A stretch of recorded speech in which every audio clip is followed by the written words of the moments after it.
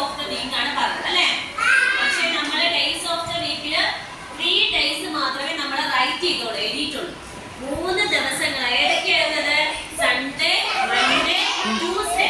Sunday, Monday, Tuesday. ഏതൊക്കെ ദിവസങ്ങളാണ് നമ്മൾ എഴുതിയ ബുക്കില്?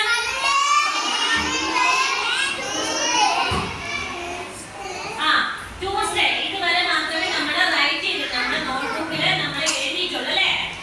അപ്പൊ നോക്കിക്കോ. പക്ഷെ നമ്മൾ എല്ലാ ഡേയ്സും നമ്മൾ പറഞ്ഞു പഠിച്ചു.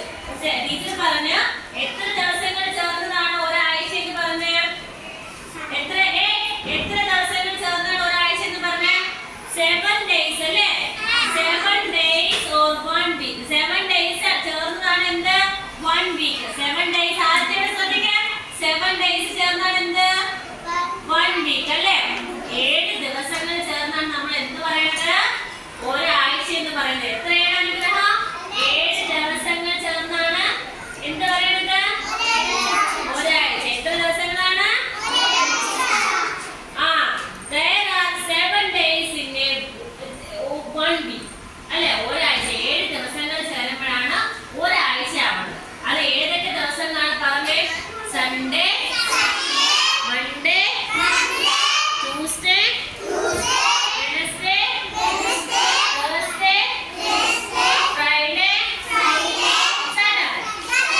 Sunday, Monday, Tuesday, Wednesday, Thursday, Friday, Saturday.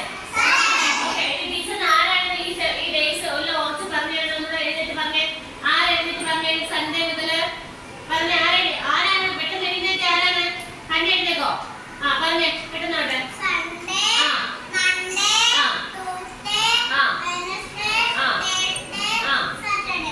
Friday, Saturday.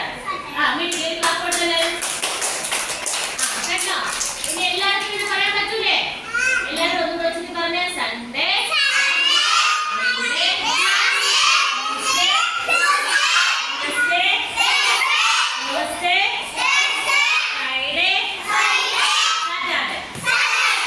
ഇത് നോക്കിയേ. തിങ്കൾ, തിങ്കളല്ല, ഞായർ. ഞായർ, തിങ്കൾ, ചൊവ്വ, ബുധൻ, വ്യാഴം, വെള്ളി, ശനി. ഈ മലയാളം ഞായർ, തിങ്കൾ ആർക്ക് പറയാൻ പറ്റും? പറഞ്ഞേ.